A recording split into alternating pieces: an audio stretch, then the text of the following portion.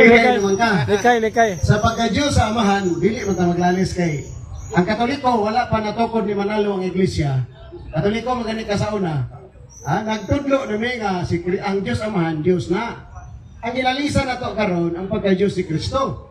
Kaya diyang niabot si Manalo, nikalit kagpanudlo nga dili Diyos. Karon asa man na mabasa sa Biblia? Kanang gitudlo ni Felix Manalo nga si Kristo dili Diyos. Asa iyang basehan sa Biblia?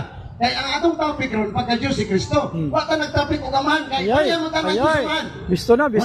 Kaya di ka tumagan na murag loy kay ka. Bisto na. Abi niyo Brad, ha? Oh, wala sa tima. Wala sa tima. Wa ko mag-isus kisog tao ba? Oh. Dili Diyos ba? Dili Diyos. Wa na yung pangutana ninyo. Dito sa Diyos kamong gila. Masalam, buto naman sa likamo nito. Ito dili. Mingon sila na amahan po ng Diyos. Kung i-Diyos yung amahan mo pong Diyos anak, na po Diyos Santo, ang putalo tila yung Diyos, kaya kita man na. Tinuod yung tulo. Pero isa lang yapon, pinamit timagis. Diyos timagis. Naman po. Mani mo tumaga akong pangutana. Dili lagi sa tima, mo nang Kaya ang giingon sa inyong pasugo, nga ang dili mabasa sa Biblia, bakak o dili tinuod. Mangutana ko karon, kaya wa man ta naglari sa amahan. Ka Kristo man ta nagka-diferensya. Ang simbang Katoliko, wa pa'y iglesia, wala pa ng mga sikta na.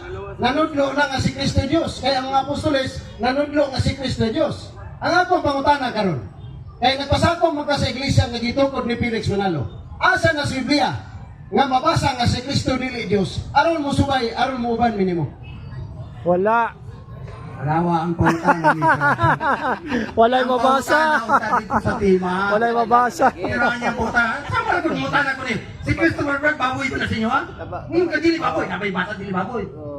Tabaga. Huwag na akong masabot. Tabaga. Hindi man na to. Ikaw yun.